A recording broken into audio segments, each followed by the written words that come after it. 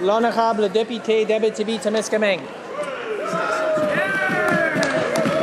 Merci beaucoup, Monsieur le Président. Ça me fait extrêmement plaisir de pouvoir faire ce débat d'ajournement aujourd'hui parce que on est dans une situation particulière. On a voté 159 fois sur un projet de loi.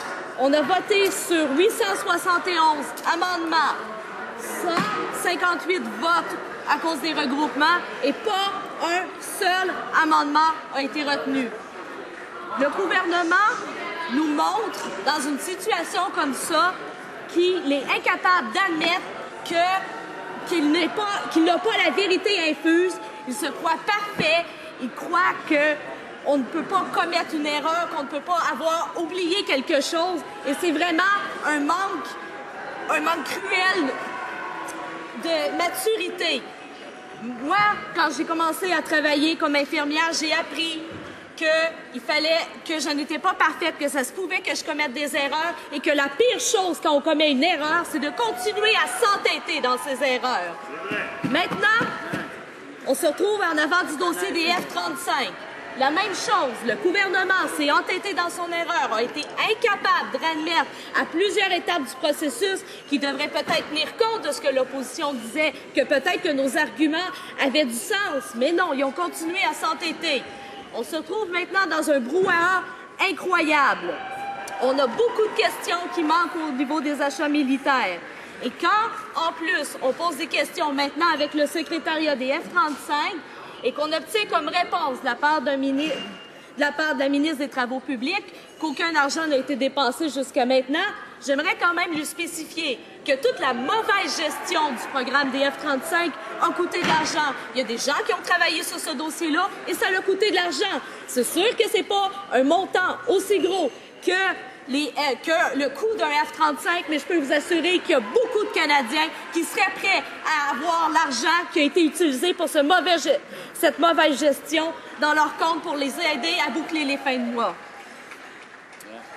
Et j'aimerais spécifier que c'est pas seulement au sujet de leur plan de défense qu'il y a des failles. Avant que le ministre de la Défense nationale annonce en juin 2010 l'achat des F-35, il savait que les chiffres sur les coûts que le gouvernement utilisait n'étaient pas les bons. Le ministre et le ministre associé ont mis au courant un mois auparavant que les coûts augmenteraient. On les a nouveau informés en avril 2011 et en février 2012.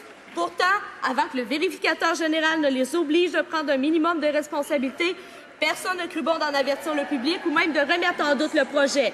L'opposition s'est levée, a posé des questions, a demandé s'il y avait un plan B. Et à toutes les fois, on n'a absolument pas écouté et on s'est embourbé encore plus dans le problème. Donc, j'aimerais savoir si un jour, le gouvernement va comprendre que l'opposition n'est pas seulement là pour critiquer, qu'elle amène des arguments pour essayer d'aider à faire avancer les dossiers, qu'elle amène des arguments pour empêcher que des erreurs comme ça, que des problèmes de gestion d'un programme d'achat militaire aussi important se répercutent. Donc, j'aimerais savoir si le gouvernement a cette conscience-là et comprend que l'opposition cherche à les aider dans un programme qui semble aller tout croche. Et j'aimerais savoir si le gouvernement sait maintenant où est-ce qu'il s'en va. L'honorable secrétaire parlementaire.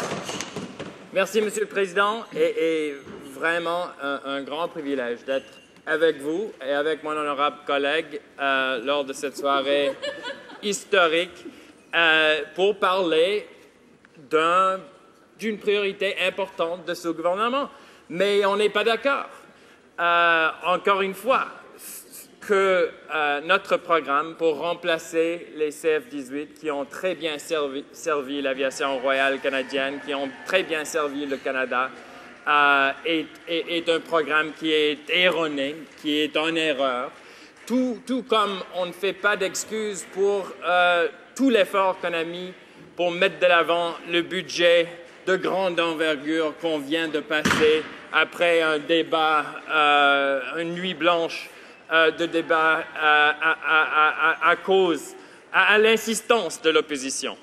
Et j'aimerais insister sur le fait que le jour du 13 juin mercredi le 13 juin, qui est encore devant nous dans cette Chambre, est historique pour le programme pour remplacer les CF-18 parce qu'on est en train, comme gouvernement, de tenir nos promesses, livrer la marchandise avec l'annonce qu'on a faite ce jour même à propos de l'établissement de ce secrétariat national d'approvisionnement en chasseurs pour le Canada. And it's great to be able to have... Et c'est très bien d'avoir cette occasion, Monsieur le Président, parce que nous avions fait cette promesse il y a quelques mois. Ça a pris du temps pour réunir les experts nécessaires, y compris un ancien vérificateur général du Canada qui s'est joint à l'équipe du secrétariat, de même que tous les ministères pertinents, pour garantir que nous allons atteindre la norme que nous savons pouvoir atteindre au gouvernement canadien, que nous avons déjà atteint, entre autres pour le programme de construction navale. Nous avons participé au programme des avions interarmés depuis 1997. Il y a des emplois qui découlent de ce programme. Nous allons continuer de le prouver. Les Canadiens le savent déjà. En 2008, le gouvernement du Canada a annoncé son intention de remplacer les CF-18 avec les avions de nouvelle génération. En juillet 2010, nous avons annoncé notre intention d'acquérir les F-35. Nous ne présentons pas d'excuses, ça fait partie de notre politique, de notre histoire, de notre programme que de remplacer les CF-18 qui sont en fonction depuis plus de 10 ans. Le rapport du vérificateur général est également historique. Nous acceptons ses recommandations et ses conclusions, et c'est pourquoi nous allons même au-delà de ce qu'il a préconisé, non seulement en tenant compte des coûts du cycle de vie utile, mais en mettant en place un plan en 7 points qui sera surveillé par le secrétariat. Pour conclure, Monsieur le Président, permettez-moi d'insister sur le fait que le rôle de ce secrétariat de l'examen, de la surveillance et de la coordination de la mise en œuvre du plan d'action à 7 volets du gouvernement. À cet égard, il y aura des rôles très importants quant à la transparence, l'impartialité, les rapports au Parlement et au public et les premiers coûts globaux fournis par le secrétariat seront disponibles en automne. On fera preuve à travers ce secrétariat de la diligence raisonnable que les Canadiens méritent d'avoir et que le gouvernement est responsable de livrer dans un cas de même. Merci, Monsieur le Président. L'honorable député d'Abitibi-Témiscamingue. Monsieur le Président, je trouve ça assez ironique que le secrétaire parlementaire vienne nous vanter le plan en 7 points de la ministre des Travaux publics quand ce secrétariat et ce plan-là, à peine créé, n'est même pas respecté par ce gouvernement. Il y a quelques jours, j'ai questionné la ministre à savoir pourquoi les estimations de coûts qui ne seront pas dévoilées 60 jours après le dépôt, comme il est énoncé dans le point 3 du plan, et déjà, on brise nos promesses. On nous dit que ça va être à l'automne. Ça a été déposé début mai, donc les estimations des coûts doivent être déposées début juillet. Et c'est leur plan, ils sont même pas capables de le respecter. Et aussi, on nous dit qu'il n'y a pas d'achat, il n'y a rien de décidé encore, mais le ministre peut se permettre de dépenser 50 000 $ pour aller faire une séance de photos avec des F-35 qui, dans le fond, n'ont pas été sélectionnés encore parce que rien d'engagé ou de fait. C'est pas un peu ironique et ça tourne pas un peu en rond? L'honorable secrétaire parlementaire. Monsieur le Président, mon honorable collègue sait très bien que cette fameuse question des coûts est absolument au cœur du dossier du remplacement, de l'identification d'un remplacement pour les CF-18. Et il faut aller de l'avant avec le processus d'estimation de coûts globaux pour tout le cycle de vie